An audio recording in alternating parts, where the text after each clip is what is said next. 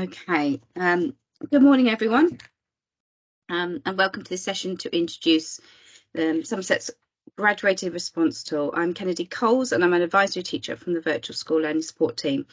I'm going to turn my camera off now in order to preserve the internet connection and ensure that we can keep working through the presentation, but I just want to introduce myself with a camera on originally. The session is not intended as an introduction to special educational needs, but an information session to provide a guide to using the tool. There are reference links, however, to other useful documents throughout the tool.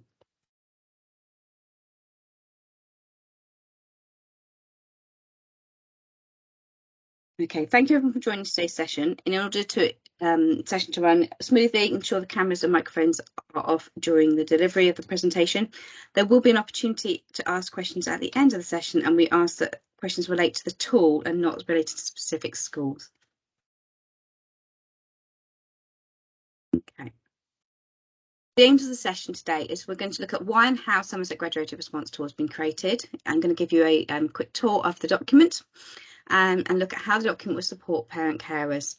We'll have a brief look at the supporting resources available, including some of the templates and checklists and where you can access them, and also look at what's next for the document. I'd like to thank those of you who contributed to the development process for the Somerset Graduated Response Tool. Within the 2 public consultations that were held, we had over 90 responses, and that was from a range of professionals who were present with the steering working groups and their expertise, alongside input from parent carers, and that's been essential throughout the developmental process of the tool. Somerset Graduated Response Tool sits within the local offer website. There is a direct link to it on the slide here in the pink box below. Please feel free to click on the screen where you'll find the tool, accompanying documents and PowerPoint slides, such as a recording of the webinar we delivered to stakeholders during the launch, and the young person video animation, which is a really new thing and it's a lovely thing to watch. If you're not aware of Somerset's local offer website, it aims to provide clear, comprehensive, accessible and up-to-date information about the available provision and how to access it. It explains how decisions are made and by who. It sets out with clear pathways for action and directions about what to do and where to go if you have concerns. Our suggestion would be that you save the link to the Somerset Graduated Response Tool and accompanying documents as a favourite rather than downloading the document, to ensure that you have the most up-to-date version. As a live document, it will be updated regularly. If, however, you haven't used a direct link, you can type in Somerset's local offer into your search engine to find the website. You will then see the screen shown on the left.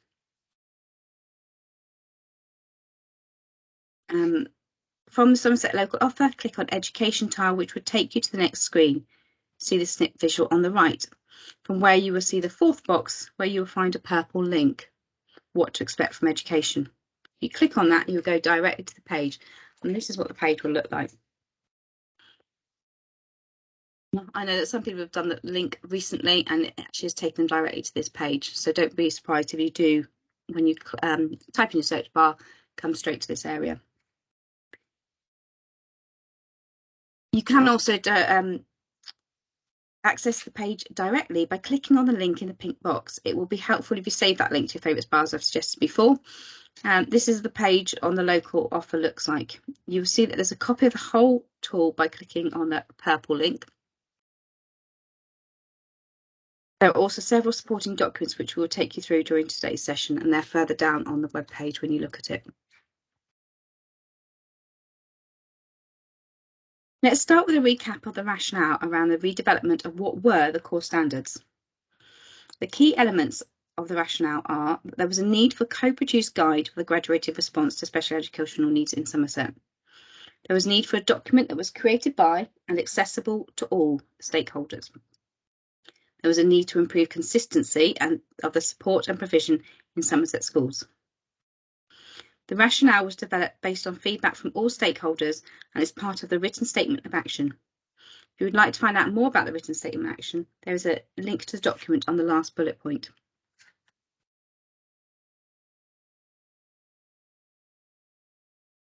I want to provide you with a bit of context of how we arrived at this final document.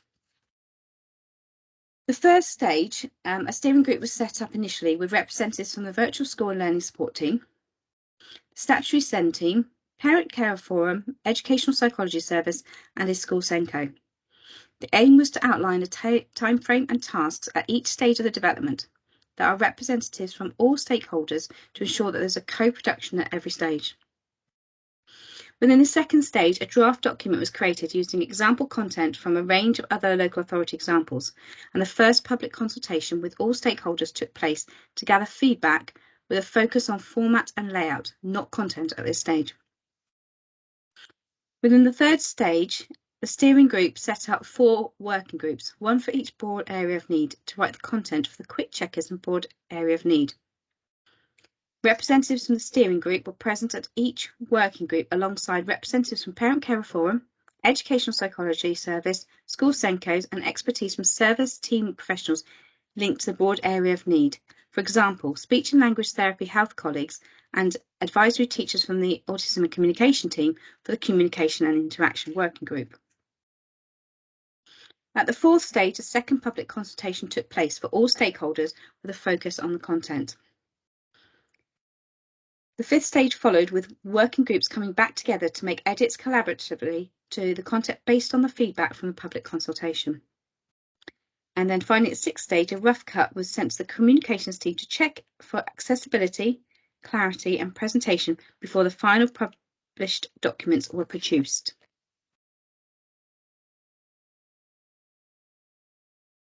I will show you how to use the sections of the Somerset Graduate Response tool later in the session when I take you through a tour of the tool. So how might the document help you? As parent carers, guidance regarding what might be in place to support in schools and an understanding of the graduated response to SEN. This could be helpful to support you with conversations with school staff around any concerns you might have. For class teachers, there are checklists to support their thinking before discussion with parent carers and SENCOs.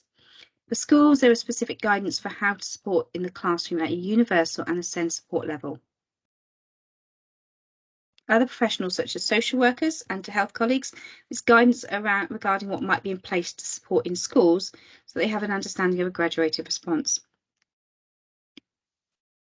As advisory services, they will be able to signpost schools, parent carers, and other colleagues to what might be available in school through school discussions, reports, etc.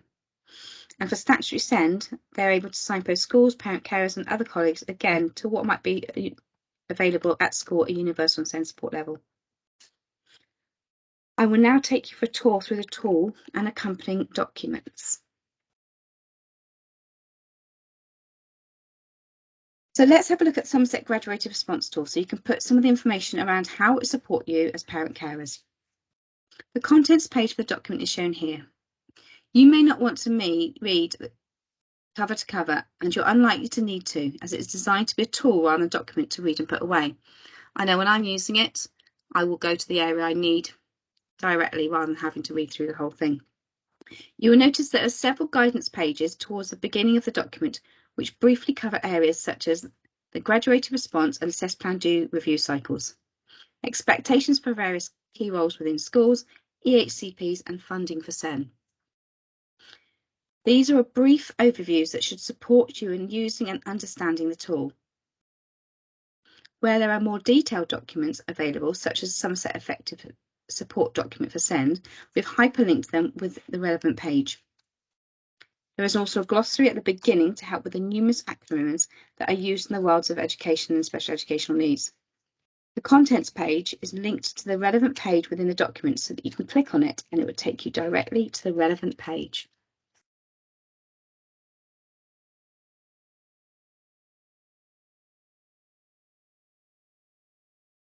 I'm going to highlight a couple of the introductory pages to support your understanding on how to use the tool. These pages will be particularly helpful in supporting your understanding of what a graduated response looks like in practice, as well as giving an understanding of how the assess plan due review process fits within the graduated response to special educational needs. Pages 7 and 8 are also helpful to look at prior to the main broad areas of needs sections in order to support your understanding of how the detail of the barriers of strategies listed fits into a bigger process around support for children and young people with SEN. So the pyramid diagram here shows that the graduated response is a cumulative process in that the provision put in place at a universal level.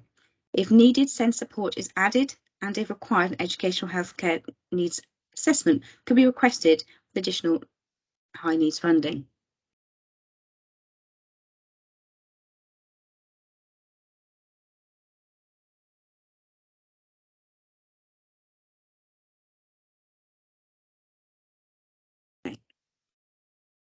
What is a graduated response and assess, plan, do review? Page 8 of the document covers the detail of the assess, plan, do review process. This is referred to in the Code of Practice within the SEND support level of SEND. We've decided to include the start point of universal support. As I've already mentioned, this is the foundation of all support. The arrows guide you through the assess, plan, do review process for SEND support. By way of example, if there is possible SEND concern, the universal support should be tried first. Where this does not have the desired impact on progress, the student would move through SEND support, which requires that assess, plan, do review process. Whatever your role in relation to children and young people, it's really important that you're clear on the graduated response to SEND, as you're likely to be able to positively contribute to the information required to make a graduated response to SEND successful in meeting needs.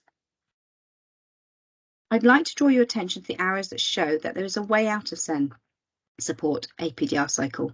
It's really important, as at every review, whether there is need to remain at SEND support should be considered to avoid children and young people becoming unnecessarily stuck on the SEND register. We provided template documents to support the recording of support at both universal and SEND support, and we'll signpost you those later in the session.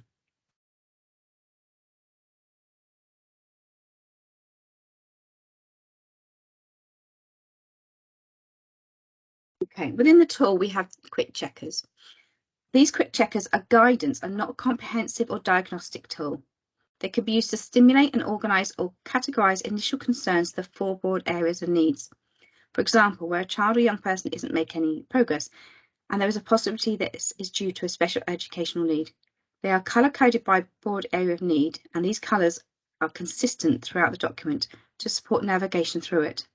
The quick checkers are written by the working groups. Children and young people may cross over several of the 4 broad areas of need, but what the quick checker will help with is which of the 4 broad areas to look at for more detail around the barriers and strategies, which appears later in the document. The quick checker is available as a standalone tool on the local offer web page, as it might be useful to pass to class teachers as part of the universal and initial concerns of the graduated response.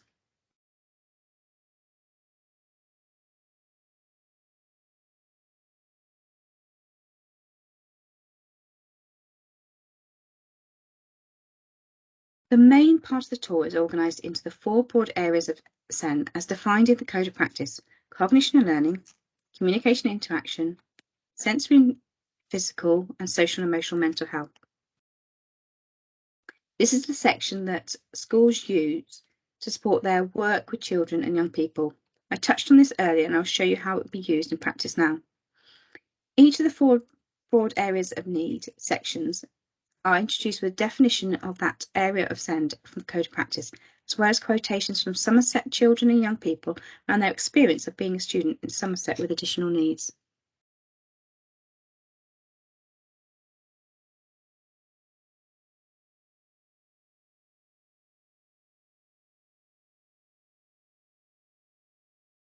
I'm going to get into how we use this tool at a universal level, which is where anyone working with a young person, where there is a possible SEND, should start. Remember, this is a graduated response to SEND, so we need to start with classroom or universal support.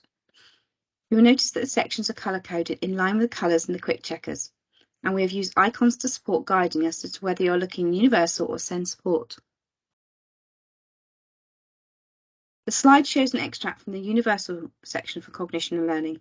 The table would be used to support identifying barriers and support strategies that could be used in the classroom at universal or high quality teaching level of support. The information will help with identification of needs, but also discussions and decisions about which classroom strategies to try where barriers have been identified. Whilst the information here has been created by a working group of professionals within the broad area of need, SENCOs and parent carers, they are not entirely exhaustive lists, and other strategies might be tried or used. The whole document will be reviewed regularly and kept up to date as possible. If you come across a strategy that is particularly effective, please do let us know via the MS form feedback that is linked at the end of the document. We will cover the feedback process a bit later on. A scenario would be that there is a concern that a young person may have SEND around literacy and is not making progress. This is highlighted perhaps by the class teacher, parent, the child or young person, or other professional. The teacher might use the quick checkers and look at this cognition and learner universal broad areas section to pin down specific barriers such as spelling, as shown here. The teacher could then look at the strategies column and try some of the suggestions. Again, this universal section is available as a separate extract document that can be edited, as teachers may want to annotate or record strategies tried.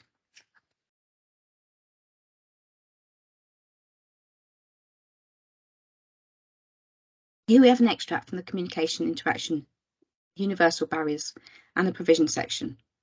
The colours have changed, but it could be used in much the same way as the cognition and learning section to support identifying specific barriers and support strategies to be put in place in the classroom. Where they are available, we have provided links to resources that might be helpful. You will also notice that the visual at the bottom of the page on the right-hand side, which shows you the links to a supporting document schools can use to show how they have identified specific barriers and the interventions they are putting in place at universal level.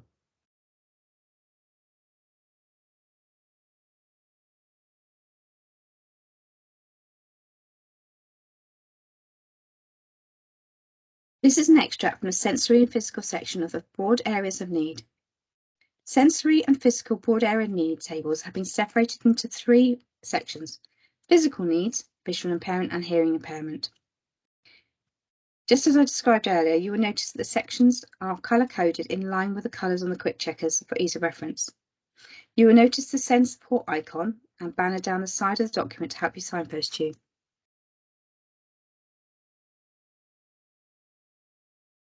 You will also notice that the table is missing the barriers column, as the barriers will look the same at both universal and SEND support levels, and it will be the strategies used that will look different. It's important to note that universal strategies should remain in place, and further SEND support strategies will build on and will be in addition to the universal strategies. It will also be important to embed strategies and give them time to be effectively implemented and tried before reviewing. The information will be able to evidence a persistent difficulty. For example, where there is limited or no progress that's being made using universal strategies, it will be important that further assessment of barriers take place. This assessment will inform which strategies at both universal and SEND support should be put in place. There are further signposting links to assessment materials, which I'll describe shortly. It will be important that process is monitored through successive APDR cycles. For instance, despite the use of universal strategies to support a child and young person's coordination of mobility, for example, concerns still remain. As such, using the tool on page 56, the school may look to provide access to an intervention, such as Learn to Move, for the child or young person to support their needs further.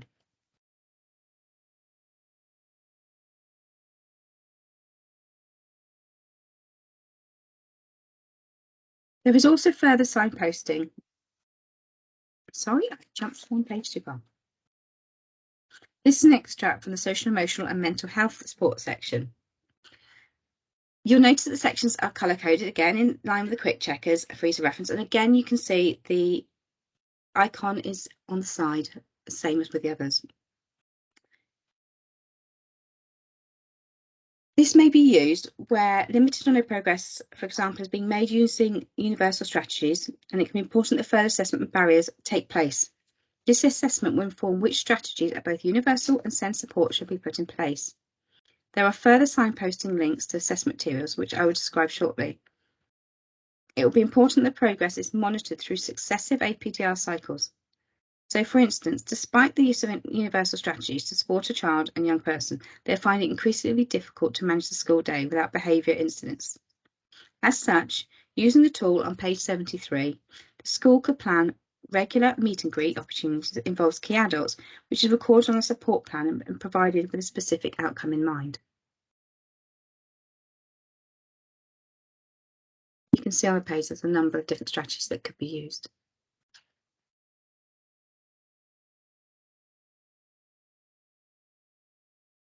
There is also further signposting at the end of each board area of need to a range of assessment materials, resources, and professional organisations, etc., who could provide further advice and support. As parent carers, it's very useful to be aware of these. There's an example from both SCMH and cognition learning sections on the slide.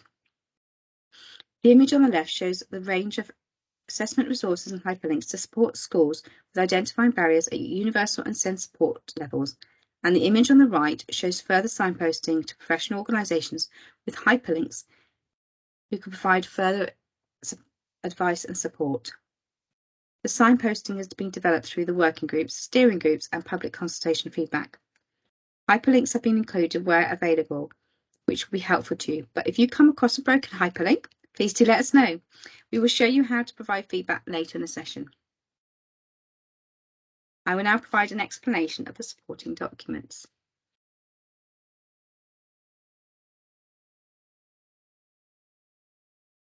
This is an image of lower down on the webpage, below where you would do the link for the graduated response tool document itself. I've referred to these supporting documents several times during this presentation so far, and we're going to have a look at them now. They have been created to support recording and sharing of the graduated response to SEND. It will be helpful for all of our work with children and young people to be aware of the type of paperwork that might be used to record that graduated response to supporting SEND. They are templates that can be edited in any way that a school might see fit to suit pupil and parent needs. I will give you a quick look at one of the supporting documents.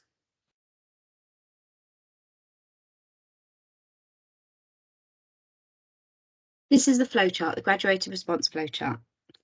This document can be used to support the understanding of the actions that might happen within the graduated response. You'll notice that they are colour coded in line with universal, SEND support and high needs. And they tie in with the pyramid that I showed you earlier. It's really a suggested step-by-step guide to exactly what might happen at each stage of the graduated response. Some schools have something similar in place to support staff, parent carers, young people and professionals in understanding what is happening when and who does what in the graduated response within their setting. It's designed to be editable and act as a template that could be used or adapted. There is an introductory page to the flowchart that acknowledges that for most children or young people where there is a concern, the school should work through a graduated response to ensure relevant and purposeful action to identify, assess and meet the special educational needs of the young person has been taken, and that's part of the Code of Practice 9.14. And as per the Code of Practice 6.44, in a very small minority of cases, children or young people may demonstrate such significant difficulties that a school or other provider may consider it impossible or inappropriate to carry out its full chosen assessment procedure, which means they may need to go through the process much quicker.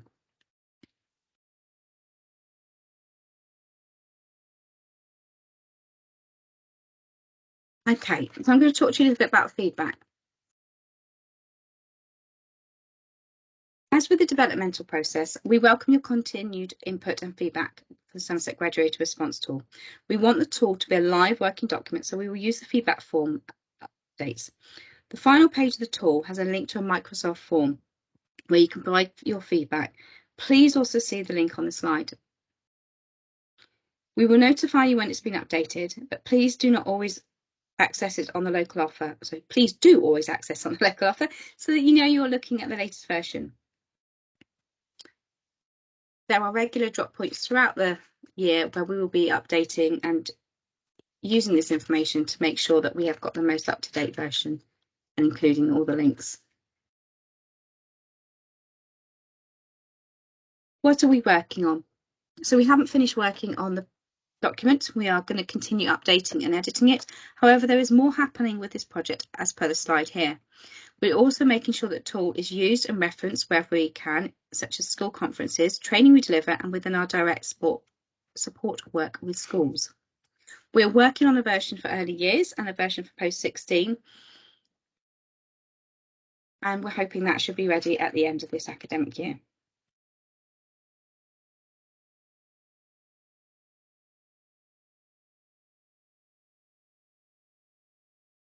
To finish, it's really important this document is used by all to support and inform our work so that we ensure that there's consistent and high quality support for all children and young people in Somerset. It should inform conversations, meetings and discuss decision making with all our roles around children and young people's education. Now it's live. Please use it, share it, and use it as part of your conversations you're having with schools to ensure that there is a graduated response for your young person. Finally, thank you for joining the session today. Any questions? So we're going to go over to some questions now. I don't know if there's been anything coming in.